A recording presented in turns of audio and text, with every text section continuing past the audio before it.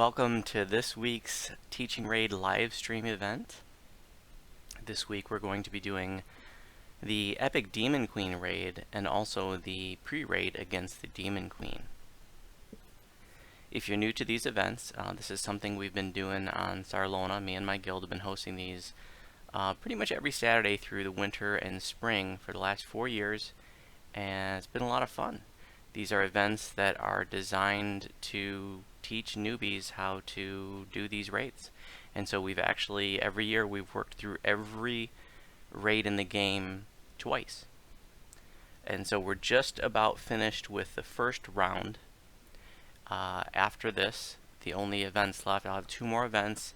Next week I'm going to be doing Mark of Death and Tempest Spine, Legendary Tempest Spine. So it'll be the first time we've ever done Tempest Spine as a teaching raid, because that, tradition, it's more of like a long quest than a raid, but because it's legendary now, and I did have some requests to do that one as a teaching raid, we'll be doing that. And then 2 weeks from today, we're going to be doing the new raid, Riding the Storm Out, as a teaching raid. So look for that. It should be a lot of fun. Alright, so I'm going to take a few minutes to, we're on Sarlona. Welcome to those who are watching.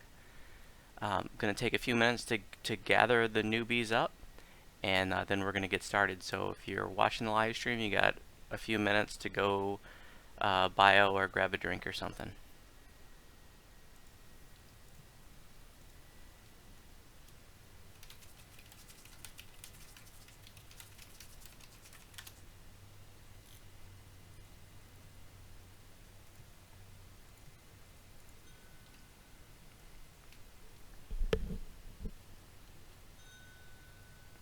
Hey Spice Locks, welcome.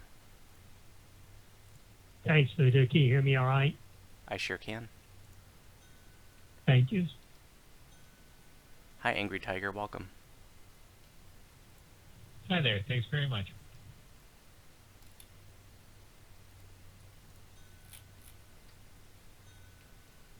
Hi Sneak, welcome. Hello. Just got a couple more people to gather up for this event, and then we're going to get started in just a couple of minutes.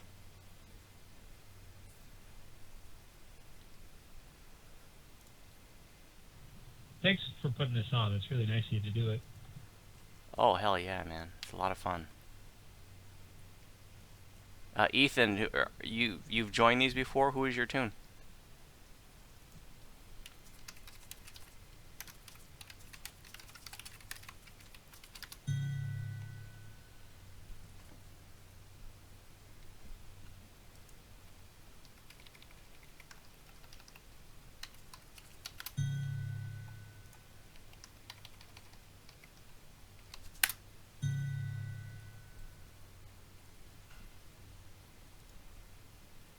Nate? Oh, awesome. Okay, we have a couple sign-ups that look like they might be missing in action, so... Oh, looks like one of them just logged on, so I'm going to track these folks down. Sneak, on your Lost Legions that you got, the L's not showing up on it. Now it is. Okay. I might have been stuck in the wall, maybe. Probably so. It's showing up now.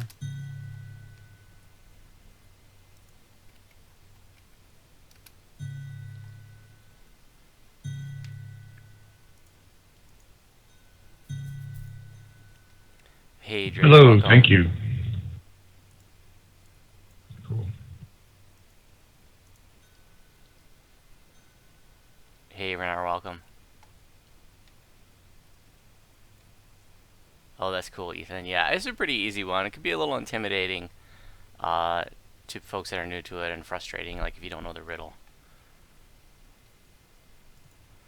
Okay, this is the whole crew, so go ahead and gather up at Zawabi in Zawabi's Refuge, and we'll get started once everyone's here. And I want to say welcome once again. We have, I think 2 people here that have never joined a teaching raid event before, so it's really cool to have some new faces here, and welcome back to everybody else who has been to these events before.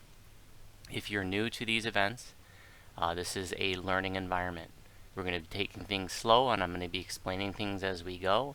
And at any point, if you are not sure what's going on, you're lost, you want more explanation, you can chime in anytime, and feel free to interrupt me. Otherwise, I'll just, I'm just going to keep explaining stuff. And like I said, if you have any questions, just don't hesitate to ask at any point.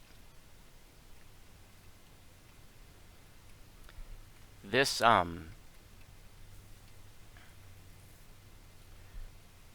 raid does require you to run the pre-raid every time.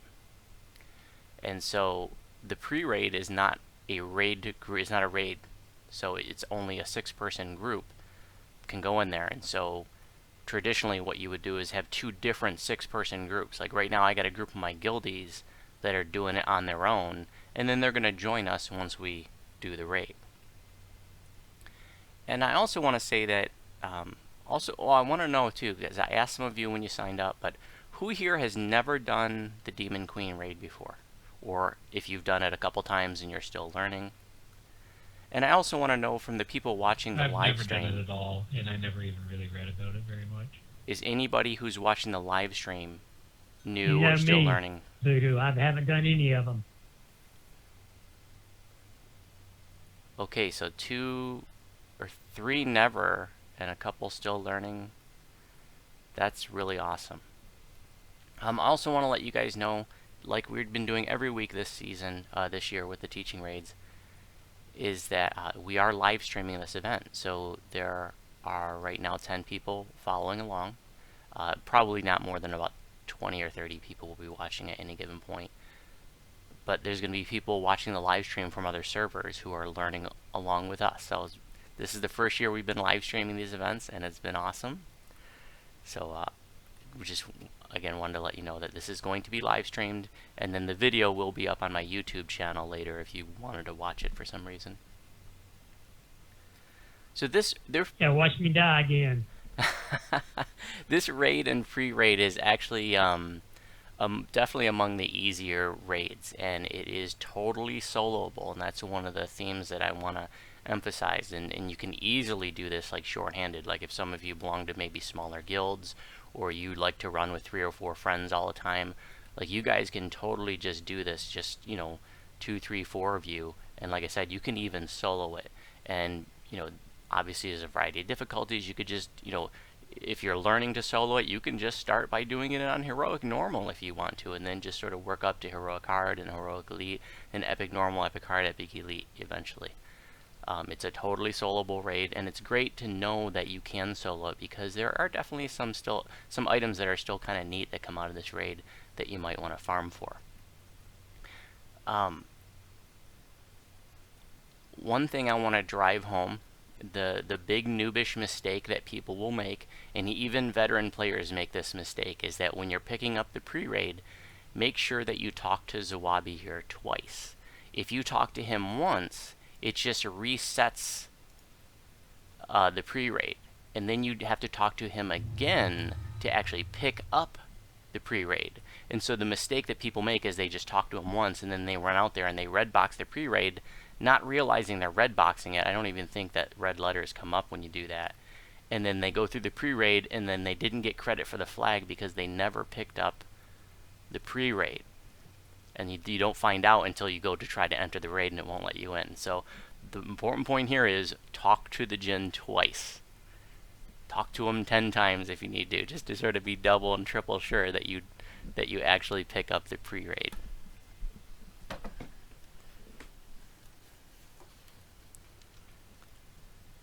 Another reason you might want to learn to solo this is because even when you do like the pre-raid on Epic Normal, it's really good XP.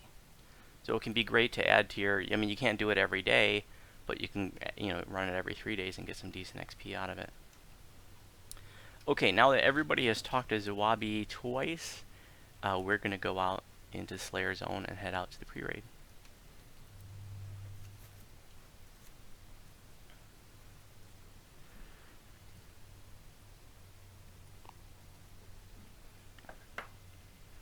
For those watching the live stream, if you have questions, feel free. My attention is mostly focused on the people here in the raid signed up, but I'm going to be watching the chat as well, and I will answer questions as I notice them.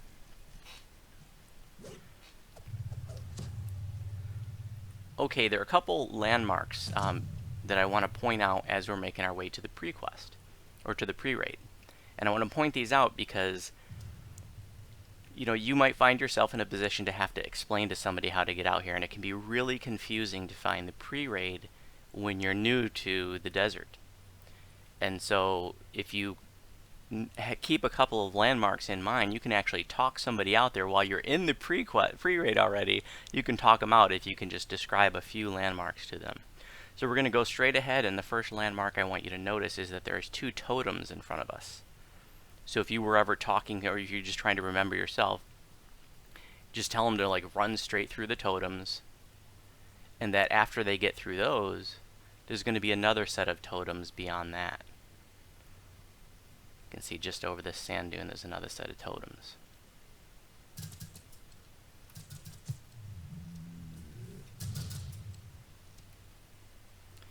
And from there you just tell them to go straight through the mountain pass, which I believe Slithering Pass comes up. So that's another way that you can tell others that they're on the right path. Is when they come through here, it'll say, I guess Windlasher Canyon. I think it says Slithering Pass here in a moment. Or Serpent's Pass, excuse me. Right there, as we come to the edge, it says Serpent's Pass. And so after you get out of Serpent's Pass, you make a hard left.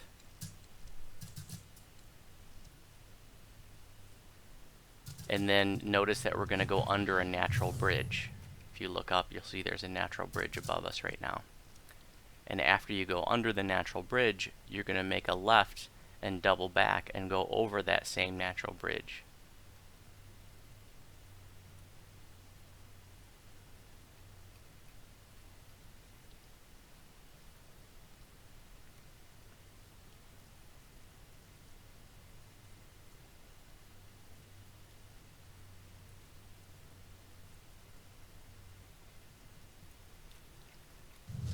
And from here you just go kind of sort of basically straight.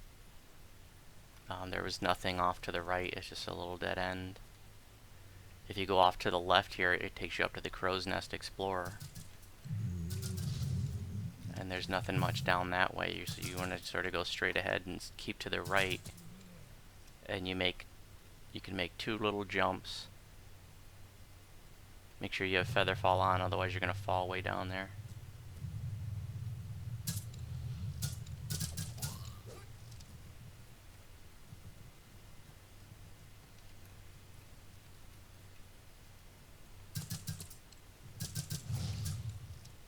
And 1 more jump. And then, you'll know you're on the right path when you see these shrines here. And then it's just straight down this way.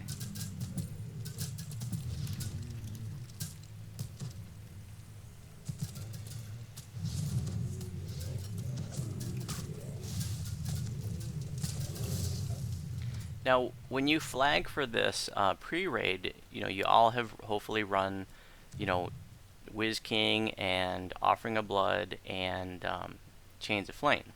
And so you can run those on Heroic or Epic and be flagged for the Epic pre-raid. Doesn't matter. You can go on any difficulty you want.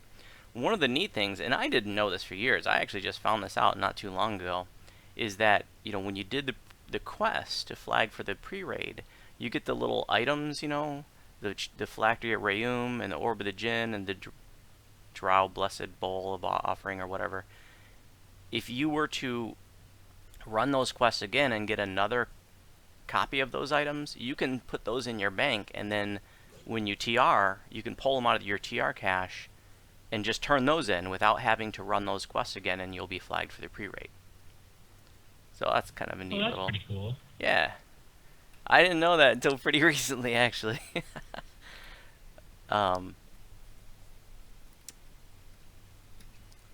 so we're going to go ahead and do it on Epic Elite. That way everybody can get their favor and stuff. It'll be a little tougher, but it's still level 24 on Epic Elite. This way you'll get to see some of the things that don't even actually appear on normal, like the Chaos Orb thingies, the Zoriat Orbs.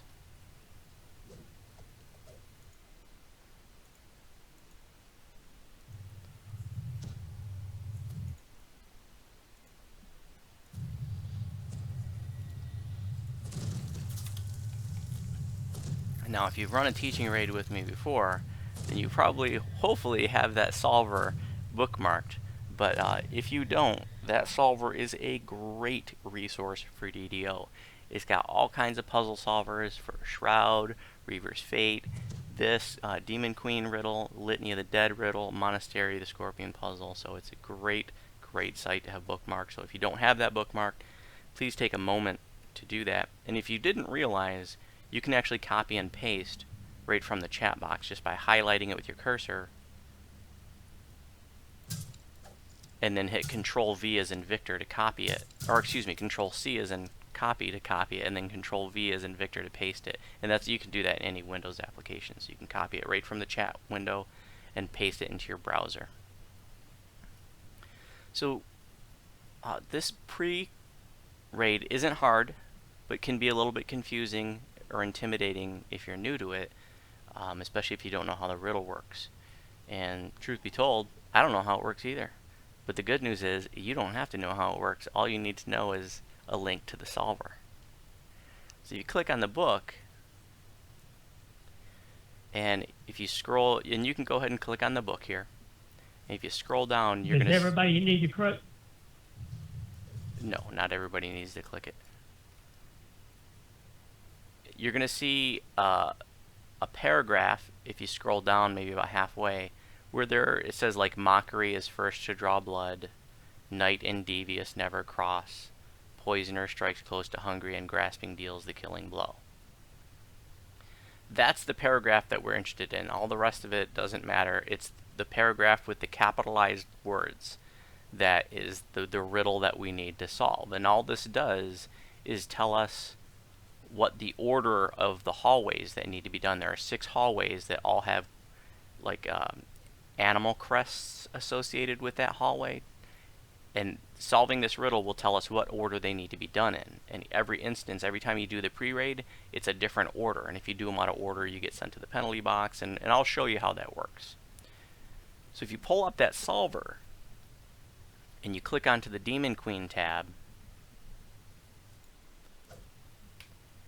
what you're looking for... Monkey, snake, scorpion, wolf, bat, octopus. Let's double check your work here. So what you're looking for in the solver, just here in the riddle, look for the 3 first capitalized words. So in this case, Mockery, Night, and Devious are the first 3 capitalized words. And then you just reference that on the solver. So Mockery, Night, Devious. And if we look at Mockery, Night, and Devious in the solver, this is what we get.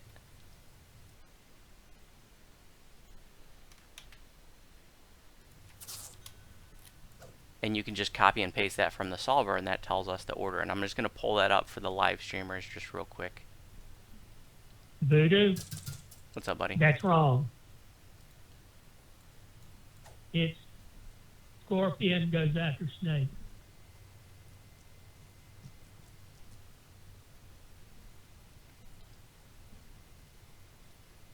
You copied the one above, the one it should be. Yeah, this is the solution that I come up with for Mockery, Night, Devious. That's the one I got. Hungry Devious is what I got on my solver for. That's what I got on my solver too. Okay, let me just double check the work. Maybe I made a mistake.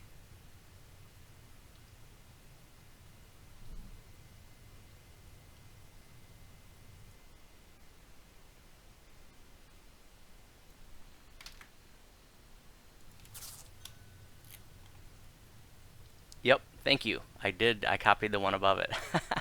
Okay, I'm going to take just a moment to show the live streamers how this works.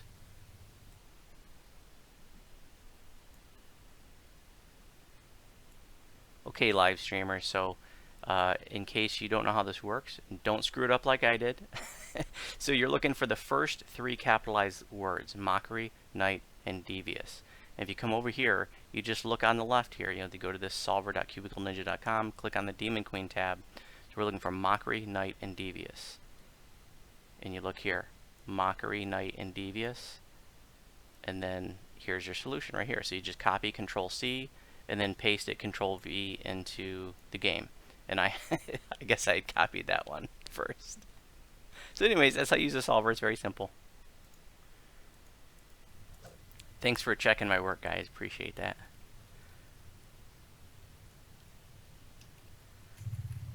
Okay, I'm going to throw a few buffs and then we can get started killing stuff.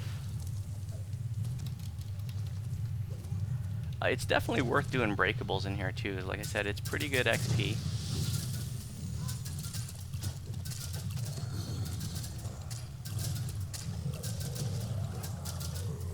Oh, okay, Costas, I'm sorry. Yeah, for some reason maybe the way the streaming works, it doesn't show it. So you just, I'm gonna put a link to the solver up. One sec.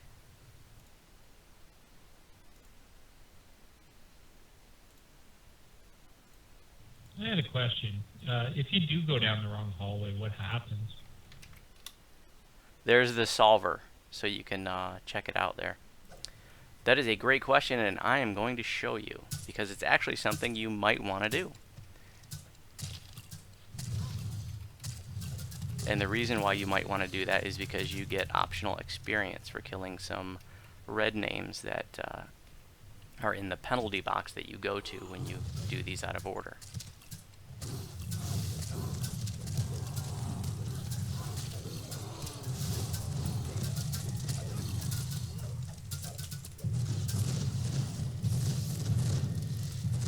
So, actually earlier I called these Zoriat orbs, but they're not the Zoriat orbs. They're just like these Mordenkainen's disjunction balls that are floating around. They are extremely laggy, so try to stay out of them. If you do get hit by them, they disjunct your gear and will make it temporarily non-functional. So if you're wondering why you're running slow or you're not jumping very high, it's probably because your striding item, your jumping item got disjuncted.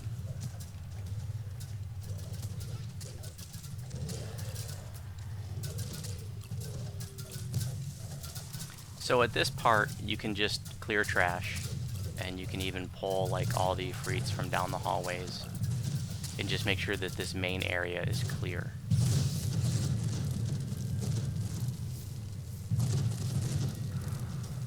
Those Mordenkainen's balls are ridiculous.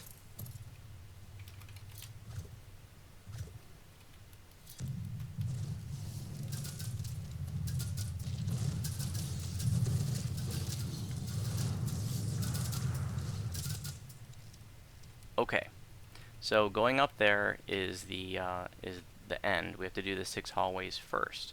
So let's just go ahead and come down this hallway. I just want to show you. Some people have a really struggle seeing this. It's kind of hard to see because it's like dark blue on black. If you look above this hall, above the archway, you'll see there's a crest up there, and it's a wolf crest. And every one of these halls has a crest there with a different animal. So it's the riddle solution that tells you, the order of the halls that you're doing. And so if you look at our solution, it was said monkeys first. But I want to show you what happens when you do them out of order. So we're not going to do monkey first. We'll just go ahead and do wolf here first. And wolf has. Go ahead, buddy. If we, let's say we did the first 2, we did scorpion, but we went to bat instead of wolf, will we have to start all over, or just go to the correct one and carry on? Yeah, you can just go to the correct one and keep moving. You don't have to start all over. Once a hallway is done, it's considered complete. Once you do it in the right order. But even if you do it out of order, all the mobs you cleared down the hallway, they won't reset. So it's not like you'll have to kill all the mobs again. You'll have to kill mobs in this sort of like in the final room of the hallway again. There's a collectible over here on the left. Just in case you're not aware, Thorac Hounds can cast Phantasmal Killer, so you want to have Death Block. By the time you reach epic levels, you should have a Death Block item anyways. It's a collectible over here on the left. You can always put it, you know, you can get a yellow augment if nothing else.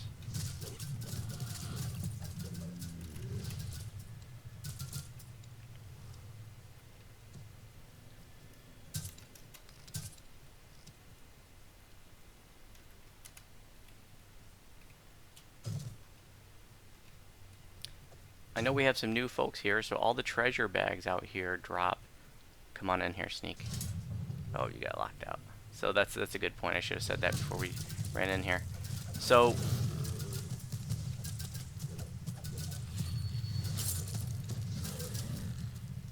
if you go too far into these rooms, it closes that gate there, and then you can lock people out.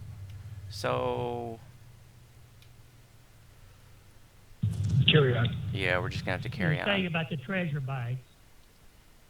Yeah, I'll tell you in a minute. So we're gonna click this. I'll explain the treasure bag thing in a minute, because that's not relevant to what we're doing right here. Go ahead and click that plaque, and we get sent to the penalty box. And there are some red names down here that we get a decent amount of experience for killing.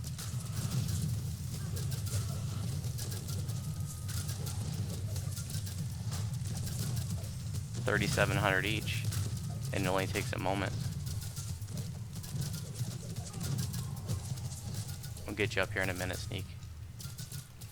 And a collectible. So a lot of groups, like when we do this in my guild, we always do a hallway out of order. It's like 15 grand right there.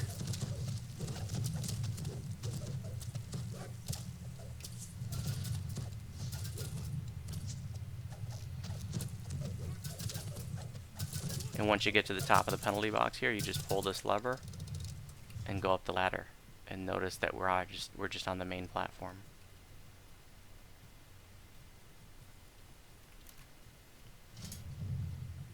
Okay, now we're gonna go get Sneak, who's down Wolf.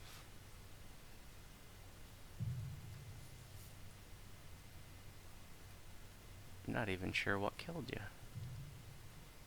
But if you're at I stepped forward and got locked in the room again, and there was that champion that I don't have death blocks. Oh. Okay, don't go in there, guys, because we'll just have to fight that stuff again. My son's just around the corner. Thank you. Yep, now we're going to go to Monkey. Now, if you do another hallway out of order, it will send you back to the penalty box. But you will not get experience again for killing those same guys. You're just spinning your wheels at that point. Monkey is straight across. The orientation of the halls is always the same. It's just the order in which you need to do them changes. Looks like some people are going down the wrong one.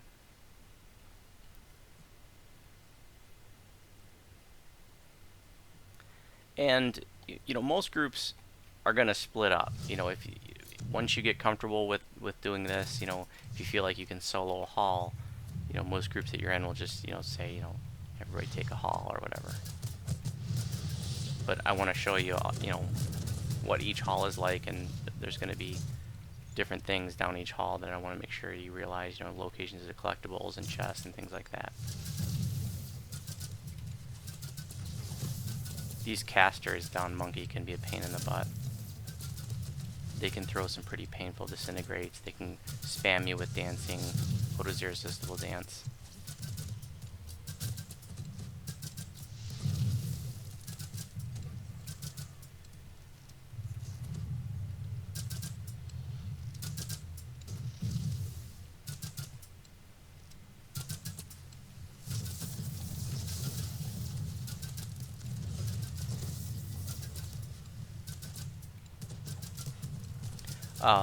Per Asplin, it's actually, they're not Zoria orbs, they're just Mordenkainen's disjunction balls, but yeah, I believe they're on hard and elite. They're definitely not on normal. There is a chest over here, guys.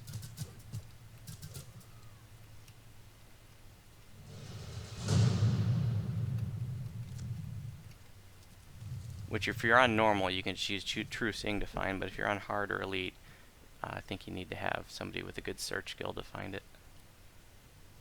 I hate various skills.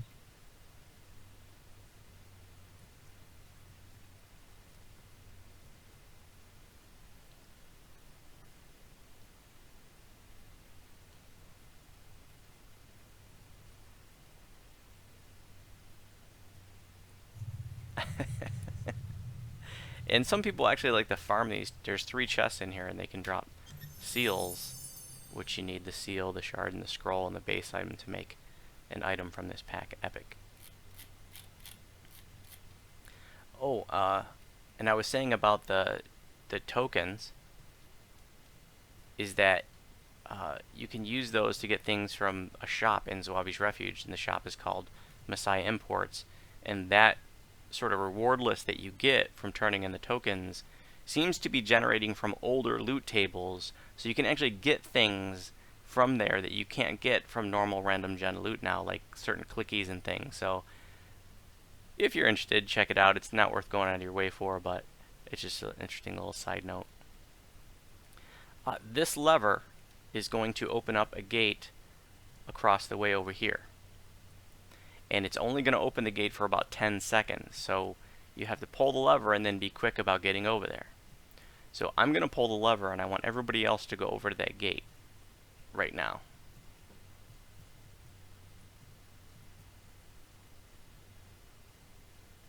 One person can pull and then get over there quickly.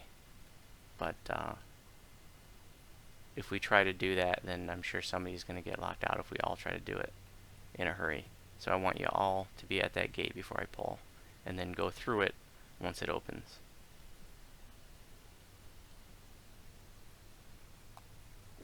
Hey Joshua.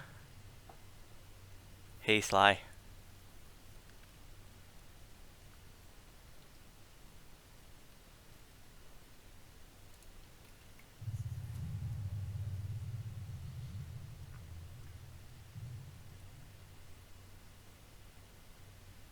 Alright.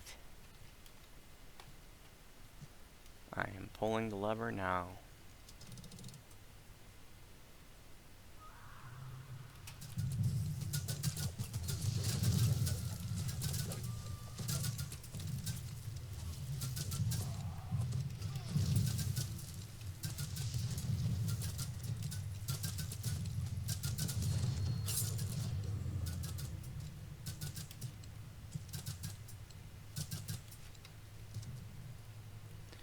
There is a collectible down below. What's that? Some moss.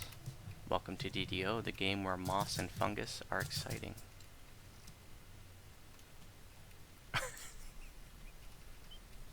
Okay, this lever is going to open up that gate over there, but don't go in that gate yet, guys. I want to show you something. I want you guys to pull this lever. Everybody go up here and pull that lever. I'm playing a little trick on them. Oh, you're supposed to go do it at the same time. I was just playing a little trick on you. But pull the lever and you see it blows you back. It blows you back.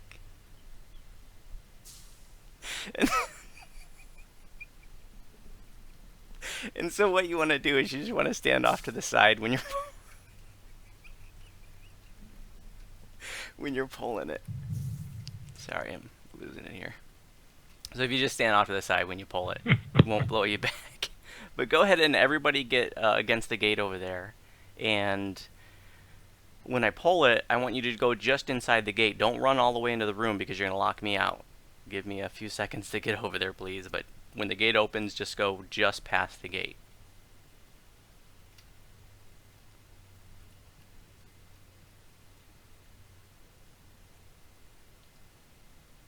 Okay, great.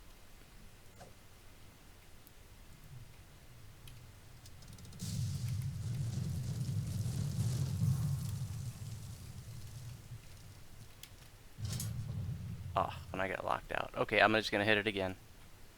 Had a little lag there from disjunction.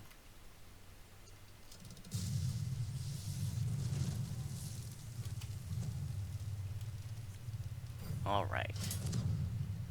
Now you go in and it starts the fight. And this fight here, like if we had to repeat the hallway or any hallway, it's this fight that you have to repeat, but none of the other trash mobs would be there. They'd already be cleared, but these particular mobs would be here as many times as you redid this hall. Okay, here's something that even a lot of longtime players don't know. A lot of people will come into a pre-raid and they go, okay, what hallway are we on? Well, if you know the order of the riddle, you don't have to ask the leader which one you're on, because it says right in the upper right hand corner. Look, it says recite the glyphs of the first sword. That means we're on the first hall, which is monkey. That was the order of our hallways. Okay, notice that when we pull this, or when we hit the plaque here, it'll say recite the glyphs of the second sword. That means we're on the second hall. So if you ever join a pre-raid in progress, just look at the quest box up there, and that tells you which one you're on.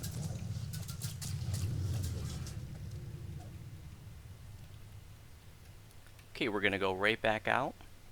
Also, for what it's worth, you technically don't have to kill that Rakshasa. You can actually spawn the Rakshasa and then D-door out. And what makes this hallway considered complete is hitting the runes there at the end of the hall. Okay, next up is Snake, is directly across from us. Also, if you fall here, there's no good way out. You may be screwed, so don't fall. Unfortunately, there aren't any portals to come back up, and there's no dry land down there. It's just lava. And so, if you're running with somebody that has D-door, they can jump down and, like, you know, throw a D-door and you can jump through, or they can grab your stone and then D-door with it. Other than that, you know, if you don't have D-door, I don't think there's any other way out of there. You could recall out and then re-enter. You know, you could res out, but then you would take a re-entry penalty, and then of course if you were on Reaper mode, you would not be able to re-enter. So try very hard not to fall.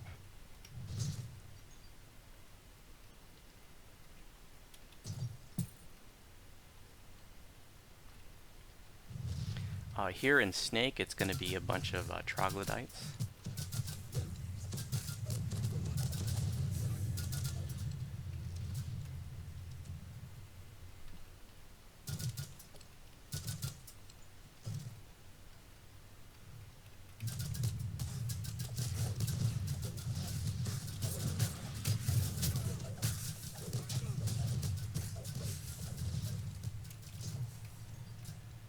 Don't go all the way into the room yet, because you're locking people out.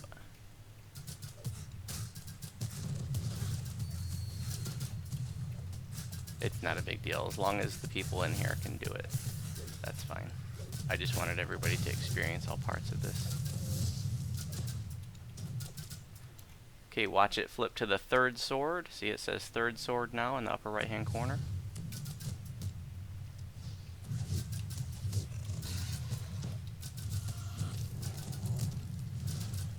Now we go to number 3, which is Scorpion.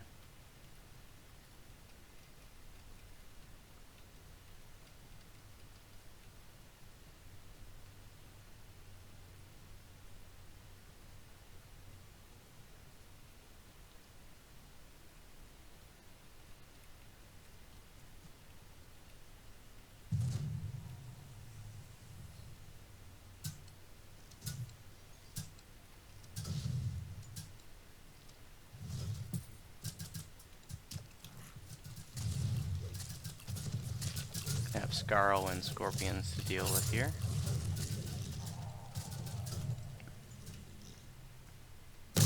Floor falls out into a nest of scorpions.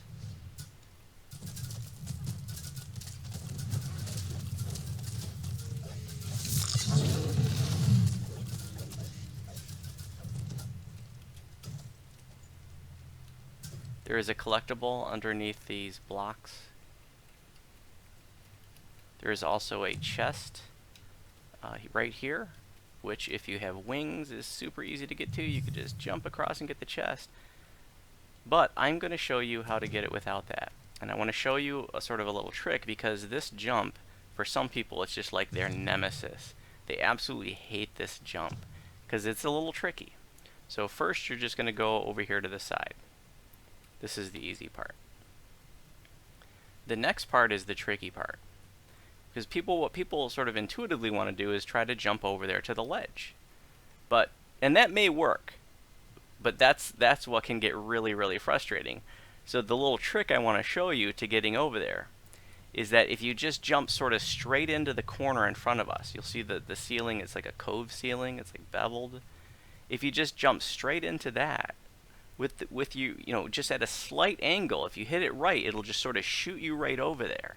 And I'll see if I can get it right the first time. Just like that.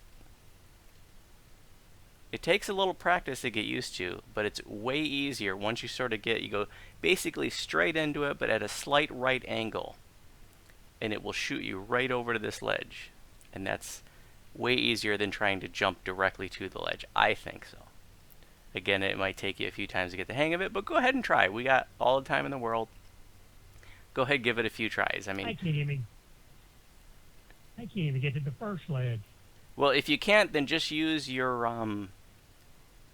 Misty Escape to get over to where I am.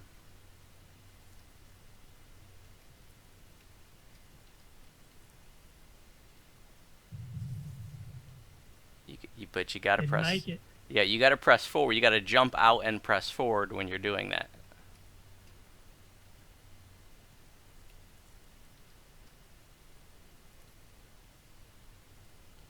What you want to do, you jumped way too early, Ziggs. You gotta, you know, run to the edge of the platform, sort of, and then, hey, there you go. Renar made it. Just So sort of close. straight ahead, but at a little bit of an angle. There you go, Driggs. You got it. Thanks. Yeah, I couldn't tell what I was doing wrong. Yeah, it's a little quirky, but like I said, once you get the hang of it, getting here that way is really easy. Yeah. Anybody over there got a featherfall? I don't have Featherfall, I don't think. Oh, wait a minute. That's actually a packed spell for me, so I can give it to you.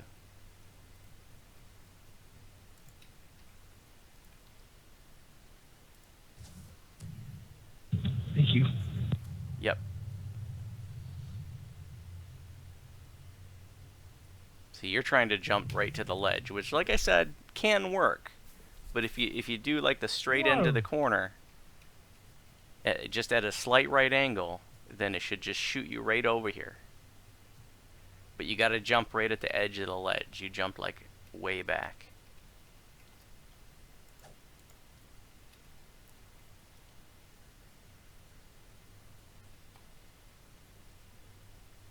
There you go. Alright, I think everybody got their chest. And I just want to make sure everybody got their collectible that was back here. Adventurer's pack. And then we can keep going. There are poison traps here. They can be disabled.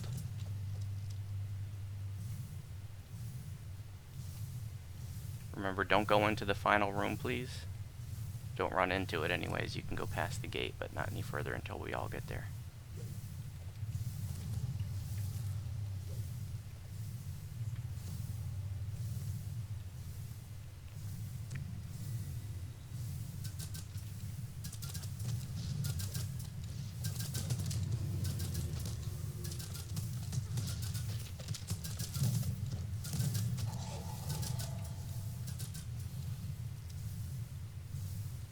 Box over here.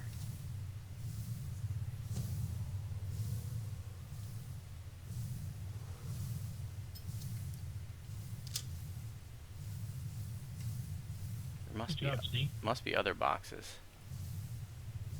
If it's still shooting. Yeah, I think there's one on the other side here. There we go, right in front of me.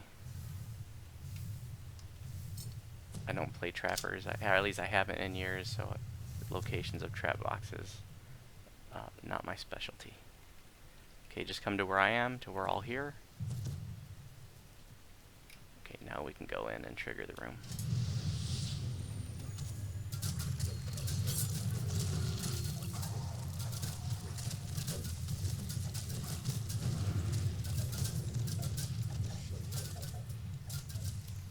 Now the quest box flips over to fourth sword.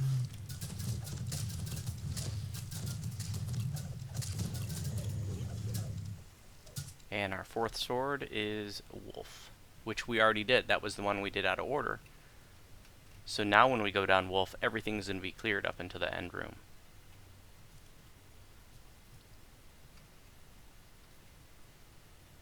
Oh, so I guess even if you take the penalty, you still got to go through it again?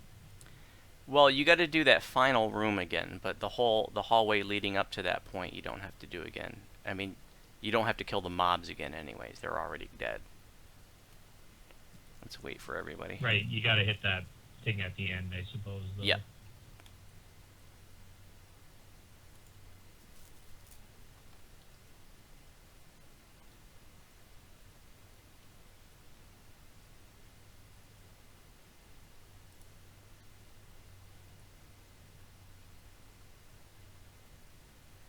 Where you going there, Sneak? Oh, just get the eyes light up underneath the symbols that we've done. Alright. So all those Thorac Hounds and Gnolls that we did down here, already all dead.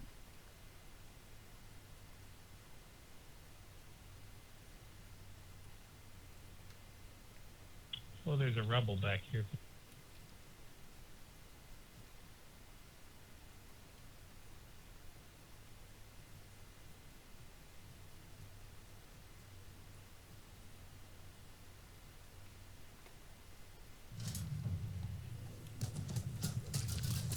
So this is the fight we have to repeat.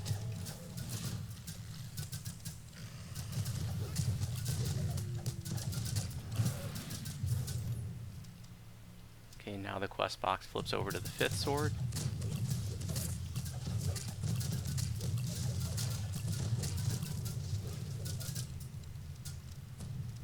And so that means we're on bat now.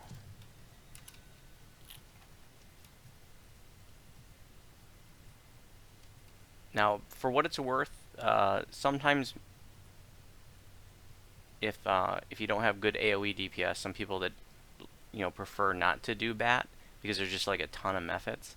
So I guess if you have like cleaves or if you have like casters with AoEs, that's probably better suited to do bat.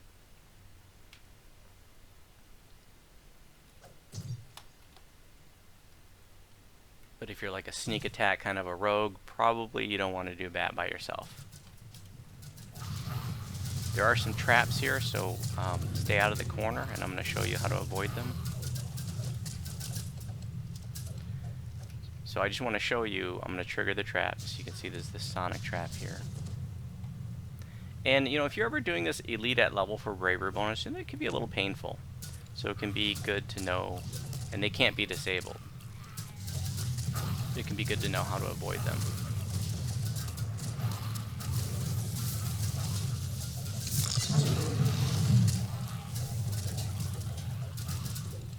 You just want to hug the corner on the left here.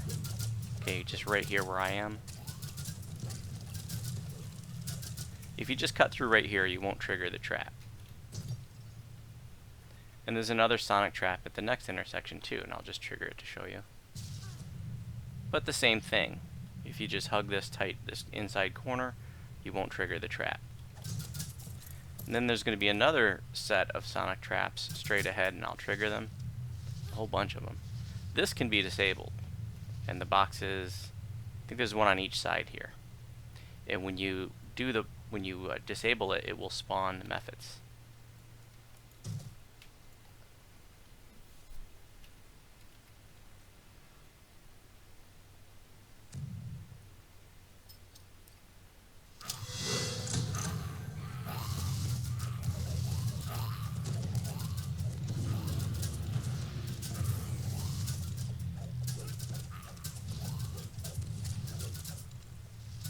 And then there's a box on the other side, and there's a Adventurer's Pack collectible back here as well.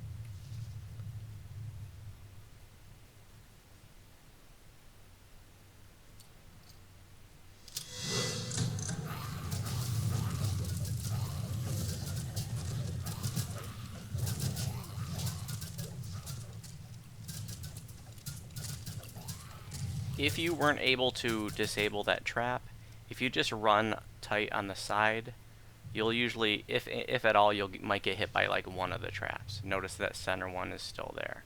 But if they were all still active, if you just run to the side right here where I am, you just run quickly through, you'll probably only get hit by one at the most. There is not a sonic trap in this corner.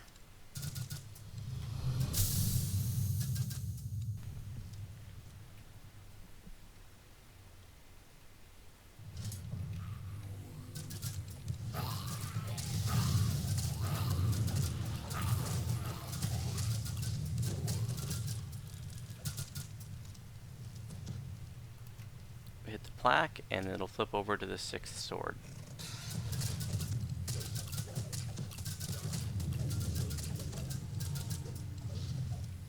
Now we can go straight back out. So our 6th sword is Octopus.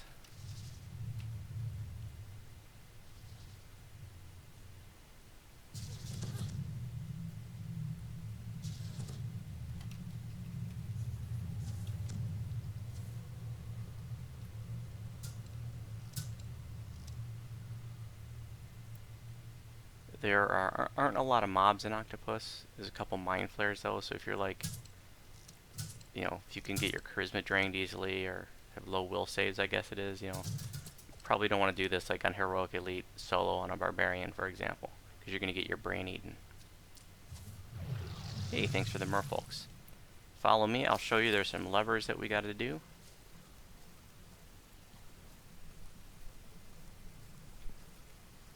The first lever is always in the same place. It's right down below in these blocks. Just swim through these blocks here, and it's on the back wall. And that'll open the gate behind us. And we'll go into this room. Don't swim way into this room though, because it's going to lock us in. So I want you just to come just to where, like to where I am, just inch forward. Okay, great. So there is a lever here that can be in one of 3 locations. And if you have something that where you can select non-combat targetables, it's easy to find. You just cycle through it. And so like I could see I did that, and for you it might be like default Q, like Q and E. For me, I use backspace. But you can see there's a lever right behind this block. And I was able to see that right away. The word lever popped up right away as soon as I hit select non-combat targetables, and it opens the gate. But I want to show you the other 2 locations that lever can be. If you come back up here, the second location is right up here where I am. It could be like on the wall here towards the ceiling, like pretty much right in front of me. And then the third location it can be is right where I am at right now. The lever will always be in one of those 3 locations. But I've seen people like search for 10 minutes for these levers. So I just want to really emphasize that the lever can only be in these 3 locations, and that's it. And it's just this little room. So here there's a spinny trap. You can see there's a box there. There's also a box, I believe, at the top of the pedestal. Maybe that box is in a random location. I'm not even sure.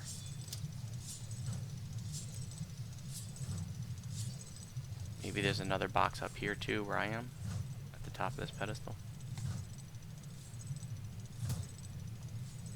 Those blades can be really hard to avoid.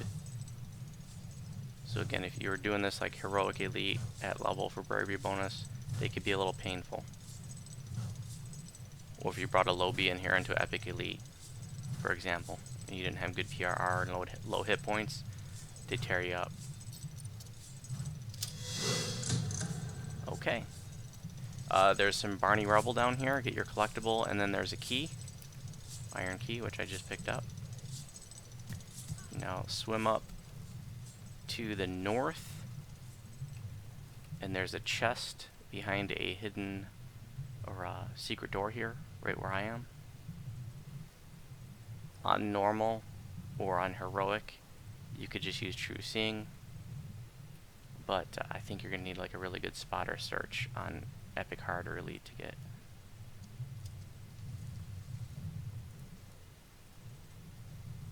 So three chests here, other than the end chest. So it's Scorpion, Monkey, and Octopus have the chests. key was to open this door. So we can pull this lever and then straight back out, straight across the trap room.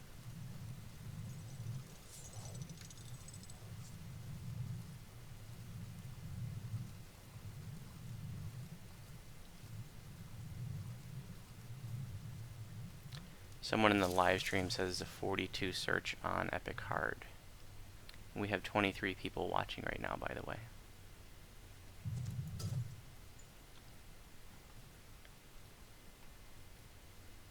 Looks like we're missing somebody. Somebody's still back there looting. Oh, Seal of the Dynastic Falcata. Nice.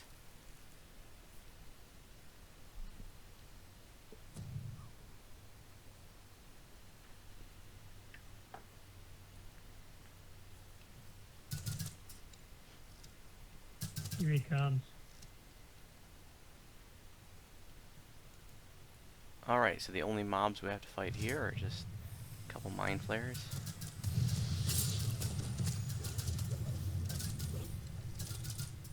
And then we'll pull this, and then it will say confront Queen Layla.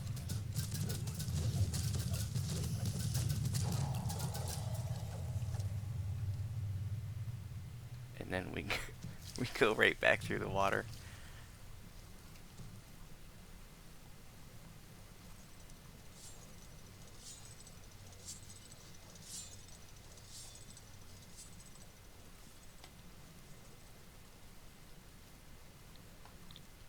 And now we're going to go, back to the main platform and up the ramp.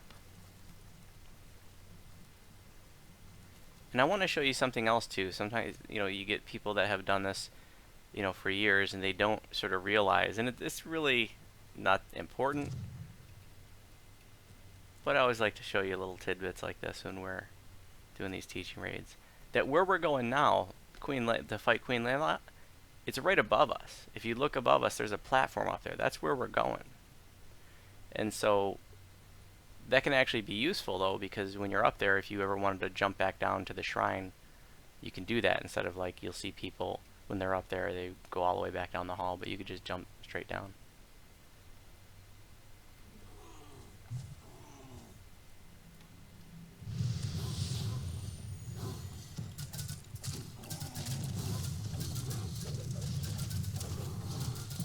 This is the only shrine in the pre-raid. And let's go ahead and shrine with that. If you want to.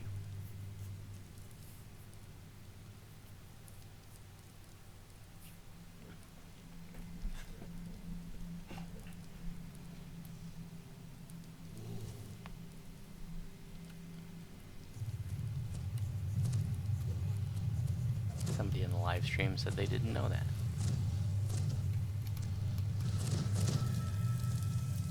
Now we're gonna fight our way through a winding hall. It's just gonna be a bunch of like renders and ifrits. And if you have like a good blade barrier or something, a lot of times people just like to run through here and just drop blade barriers and let them chew it up as they're running through it. But we can just kill as we go. There's a lot of breakables along the way too.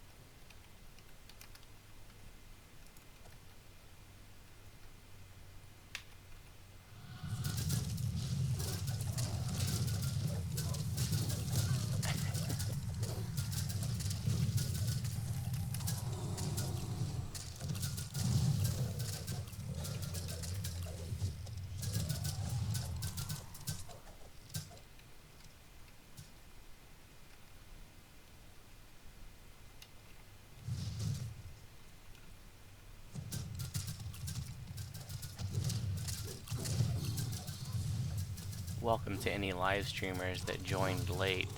If you weren't around when we started the live stream, this is our weekly teaching raid, just doing Epic Elite against the Demon Queen pre-raid right now, and then we'll be doing Epic Elite Demon Queen raid.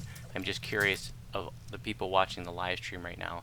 Is there anybody who's new to this? You've never done this before, or you're still learning? Just step to where I am. Actually, the gate won't shut until you talk to the queen anyways. You got a couple breakables at the side. So you can actually wait here. You know, you can wait for everybody if you want to. But once you're ready to get the fight started, you just talk to the Demon Queen. And then we're going to have to fight these two Ifrits at the door. And then the Rakshasa, the Prince of Swords, for the 7th time. Once we kill the Prince of Swords, then we'll fight the Demon Queen the first of 2 times in the pre-raid.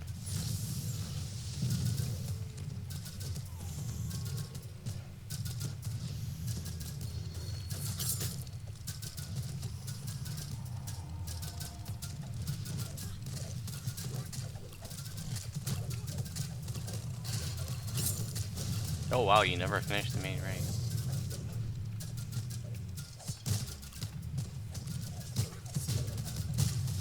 She is a lot easier here than she is in the raid.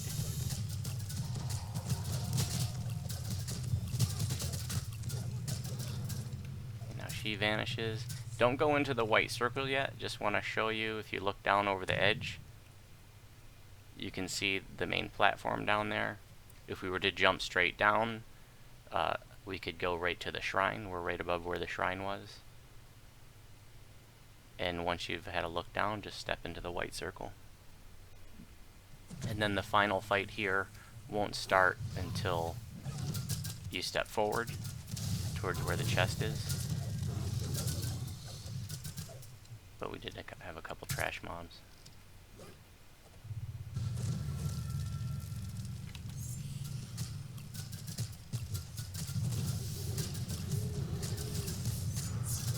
Voice is on. Big XP.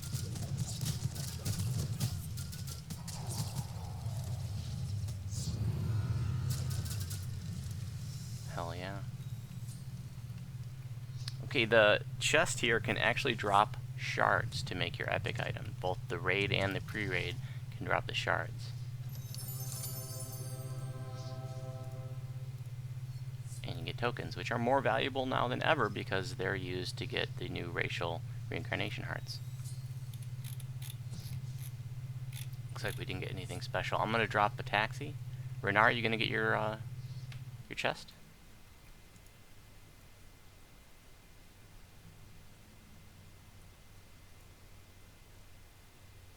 You there, Renar?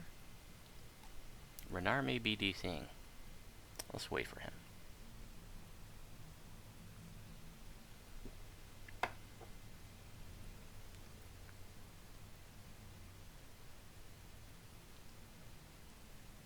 Yeah, Tolerant Darkchild. I remember, you know, back when the...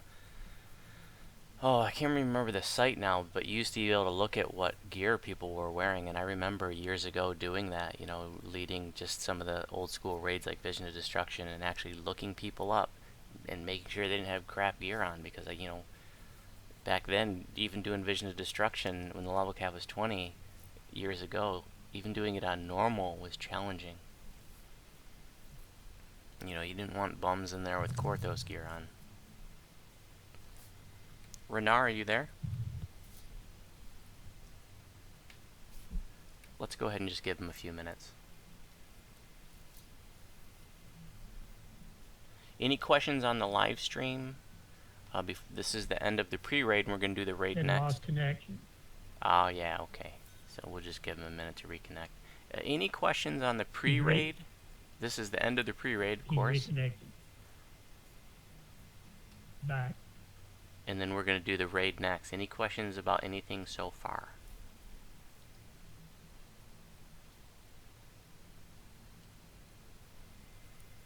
You really get good experience for the pre-raid, eh? Yeah, that's why, like, I encourage you to do this every 3 days. You know, even if you just come in here on Epic Normal, you bring your level 30 in here until you get comfortable with it, and you can work up the difficulty if you want to.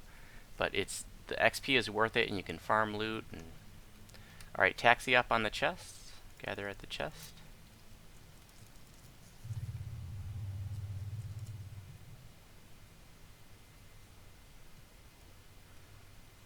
Alright, now I'm gonna start inviting my guildies in here. Now, we could easily do this just with the 6 of us, but some of my guildies wanted to come along for fun. So I'm gonna get them in here now.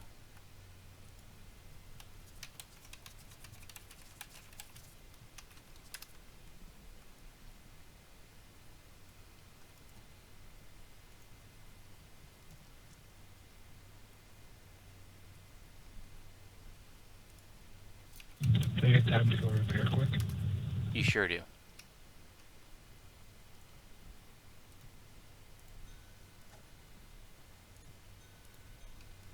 Hey, DJ.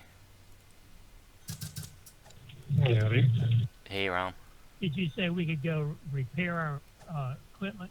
Hey, Jen. Yep, Spice Locks. Go ahead and repair if you need to. Nice.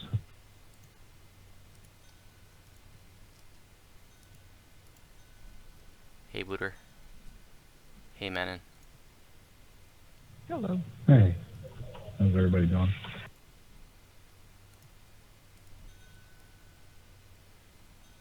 Hey, Mama. Hello, thank you. Okay, we're just gonna wait for our folks to finish selling and repairing. Hopefully everybody picked up the pre-raid and can get into the raid. Just when you're ready, talk to Zawabi and tell him you're ready to go into the Circle of Eternity. When you get inside, don't move forward. Once you move forward, it will get things started and you can actually lock people out. Sort of.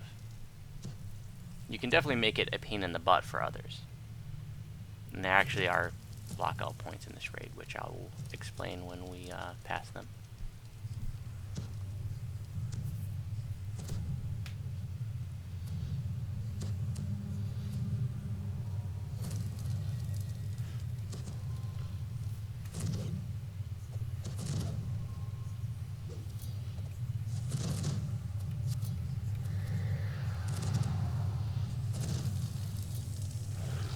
Now we're going to be fighting a series of Ifrits, so they're going to be throwing fireballs and things, and there's going to be fire methods, and there's going to be fire elementals. It can be a little painful, so if you find yourself taking a lot of fire damage, using a fire shield can really help, or an electrical absorption item. And if you're an epic toon, there's no reason why you can't carry a stack of fire shield Where scrolls are with you? you. Go talk to Zawabi the Jinn, and to enter the raid. I did, and I got it advanced. Yep, talk to him Do I again. need-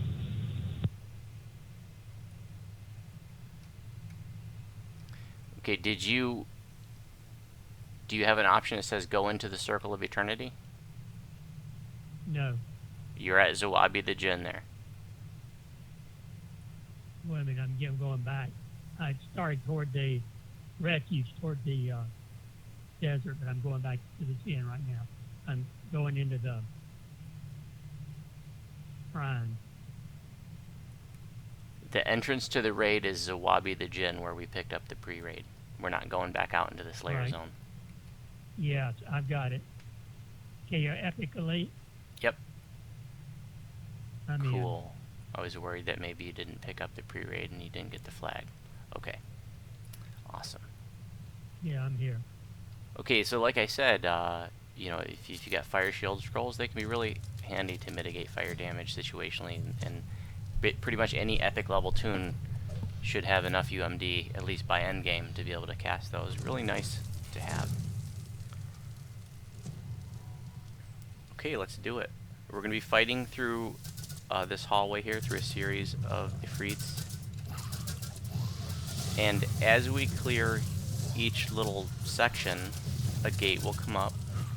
And maybe, I've never timed it, but maybe a minute or 2 minutes after we go through, that gate will come back down. So you don't want to start this before everybody's in, because what you're going to end up doing is sort of locking them out. Now, they can fight their way back through this, but you don't want to sit there and wait for one person to fight their way through this. That can be a kind of a pain in the butt for some people. So just wait. The point is, wait till everybody's in. There's a collectible there, by the way. before you get started here.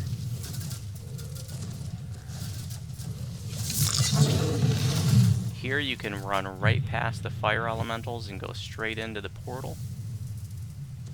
Just go There's a straight. collectible somewhere. Yeah, there was back in the hallway. Back there was an adventurers pack. Go straight into the portal.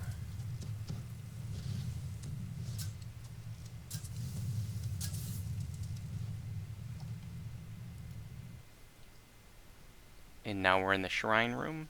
You can shrine up if you need to, but nobody here is going to need to shrine. Go through the next portal, but don't get things started because it will lock out everybody if you start this. If the people can get stuck in that shrine room, I believe. So there are 2 collectibles that we're going to get here before we actually start the raid. So if you jump down to the side over here in the northeast, you'll see there's a platform down there with a portal, and there's a collectible in front of it. And as you probably well know, collectibles are extremely valuable nowadays because they're used in the new Caneth crafting system. So go ahead and grab your collectible and then go through the portal. So if you ever fall down there, and the Demon Queen can telekinesis you off the platform, you just go to that portal. After you come back up, you're going to fall over the edge to the southwest, and there's another platform down here with another portal to get back up and another collectible. And you can see there's trash mobs down here that try to kill you if you linger.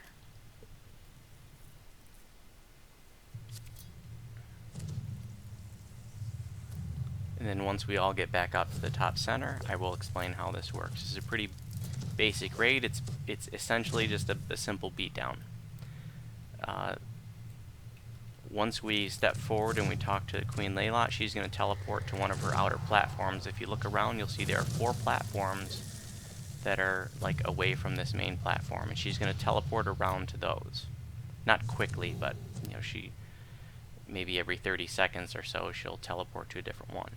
And we're going to need to range her down to, maybe beat her down to like 90% health or so, 90, 95. And once we do that, she'll appear on this main platform. Now, the High Lords that are here, I want to make sure, I don't want to DPS her too quickly. I don't want this to be a 60-second run because I want everybody here to experience sort of some of the different facets, and I want to be able to point some things out. So I don't want to just kill her really quickly. So just stand around if you have to. So when she gets to like 95 or 90% health or so, she's going to teleport to the center, and then you know, we're just going to beat her down. And she can overrun you. You know, she's a large creature. She can knock you down. So if you have like stand against the tide or something like that, she can't knock you down. And her and Tim, let me see, DDO Wiki I think said 79 is no fail for Epic Elite. I'm going to check that.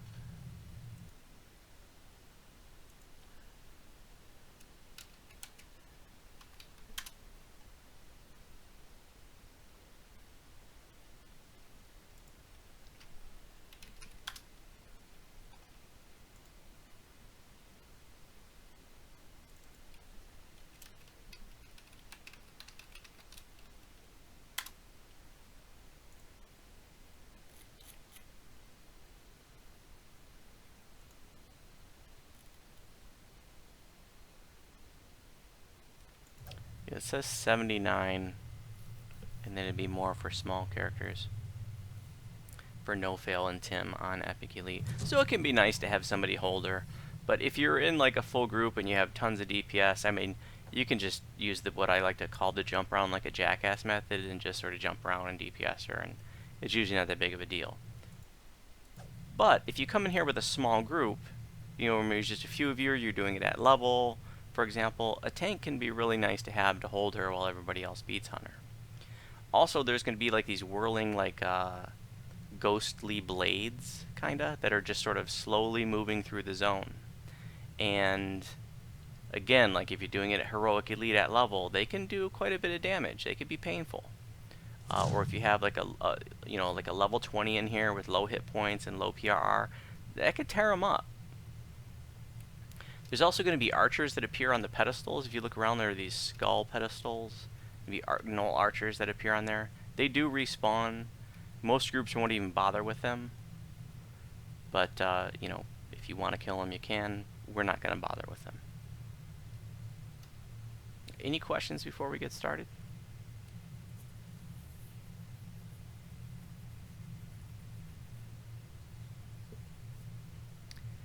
Once she gets beat down to, I don't know, maybe it's like 15% health or so, she's going to go to war. She's going to say, I am war, I am destruction, and she's going to, like, reappear in the center, and now she's like pissed off, and she like swings her weapons twice as fast and does more damage.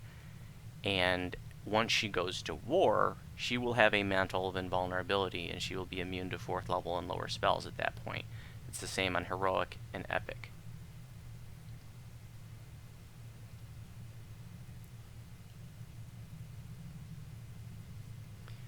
Also, her blades can do sonic damage, so sonic resist can be good in here, especially heroic at level. Alright. Unless there are any questions, we're going to get started.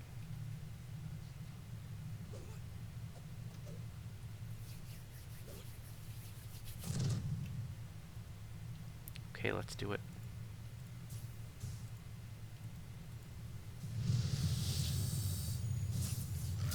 Okay, she disappears to one of her outer platforms. Notice the null archers above. And we got these ghostly blades coming in at us. I want you to feel them. I want you to get in those blades and see what they feel like.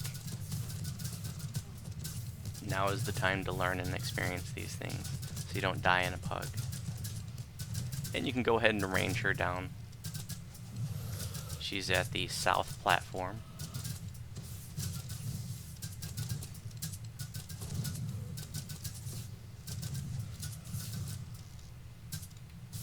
And she just teleported. Now she's at the north platform.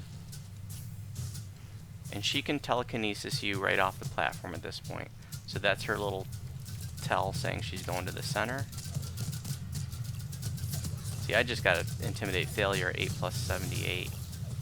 So I guess the wiki's wrong. And so as we DPS her down, she'll disappear, go to her outer platforms again, and then these Ifrits will appear. Same on heroic. I can't think of any differences between the epic and the heroic raid, other than epic hits harder.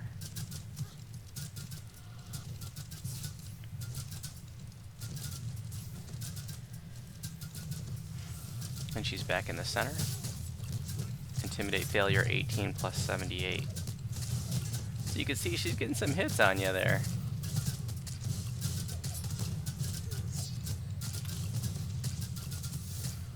So a good point there is that, you know, epic elite is not a gimme. You know, if you're coming in here just you and a friend, and you know you don't have any PRR, and you each come in here with 500 hit points, you get tore up. Yeah, she hits really hard. Okay, don't DPS her, guys. I want you to stop DPS. Everybody stop DPS. Okay, I want all the new folks to get in front of her right now, because I want you to see what it feels like to get hit by her.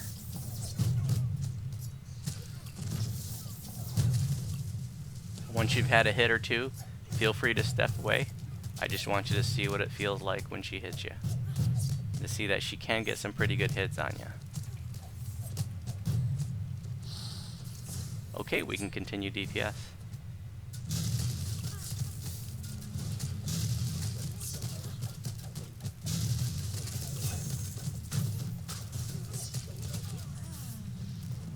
And that is all. Congrats on your first DQs for some of you. If there are any questions, now there's a very, very important point before we loot. This is really, really, really important. On your 20th list, in your every 20th completion, you get a special list. If you do your 20th completion on heroic, you will get a list of base items, and there's like a 65% chance that any given item, like the torque that Jinsicle just linked, there's like a 65% chance that any given item will appear if you do it on heroic. If you do your 20th on epic, you will get a list of shards. with the same chance to get any given shard, but it's only shards for raid loot. You're not going to get shards for Slayer area loot like Ring of Spell Storing or stuff like that. It's only raid item shards.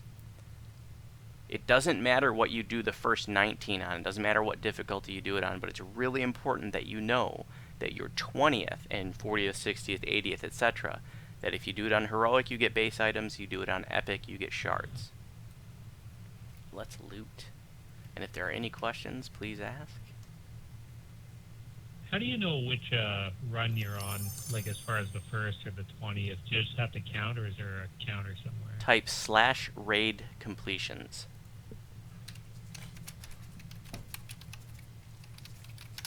Like that.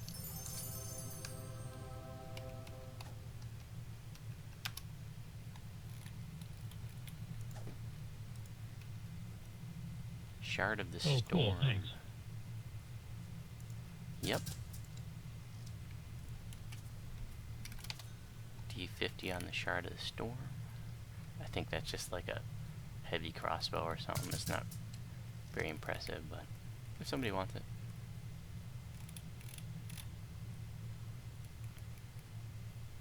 Bramblecasters, few shards. If there are any questions in the live stream, this is pretty much the end. This is the end of the event. So if there are any final questions in the live stream, let us know. I am on the Sarlona server.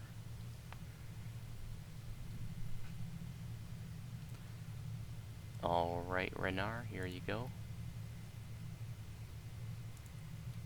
Okay, guys, that is all. Next week is going to be Mark of Death and Legendary Tempest Spine. And 2 weeks from tonight is going to be the new raid, Riding the Storm Out. And then we're just going to repeat them all again. Thanks for coming out. Thanks for helping out, High Lords. Don't forget to turn the raid in. And have a great night. Thanks very much. Thank you, Voodoo. Appreciate you. Oh, you're very welcome. Thanks. Hell yeah. Thank you. See you guys.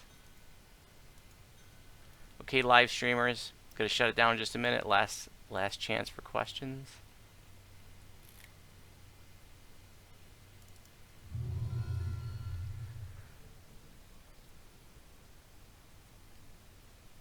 Oh, thank you, Cherlin. I did not know that.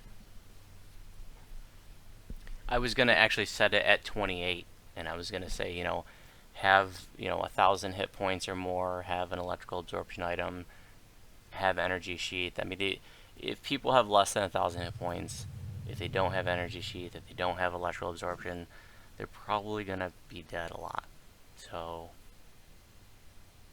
I'm gonna have some pretty high standards for the new raid in terms of, I mean, they're pretty basic, for it's an endgame raid anyways.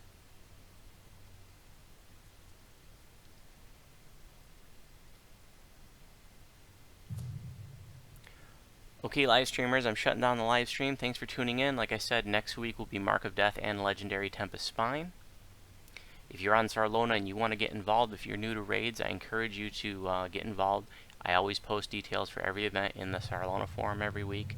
We do this through the winter and spring. Every week is a different raid. It doesn't matter if you've never raided before. It doesn't matter if you're a total newbie and have no idea what's going on and you can barely find your way out of Korthos. As long as you have a level appropriate tune and you are raid flagged, I will be more than happy to teach you how to do these raids.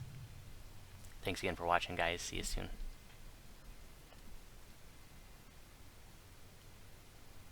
When do I think I'll be running Rainbow in the Dark or running with the Devils?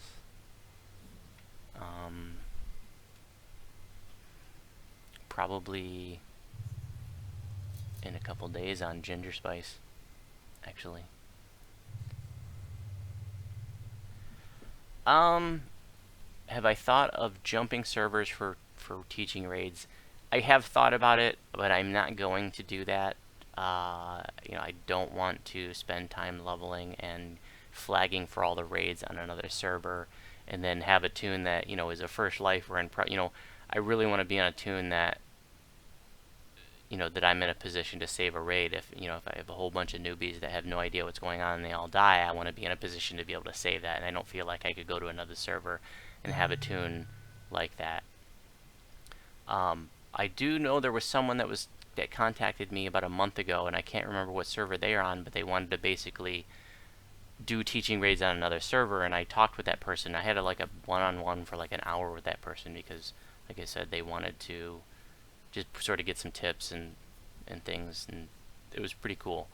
So, and I have heard of other people doing like teaching raid events on other servers. Really awesome. There, and even if you're on another server, we've had people make tunes on Sarlona just to get involved in these teaching raids. Just so that's cool too. You know, some of these raids don't require any flagging. You know, Hound of Zoriat, Tempest Spine, Chronoscope. There's no flagging for some of these raids, so you can just sort of jump right in. You know, even like Temple of Deathworm, Fire and Thunder Peak. I guess you'd have to level a tune up quite a bit, but the flagging's super simple. But yeah, leveling the tune would take a while. Okay guys, thanks again for watching, and I'll see you soon.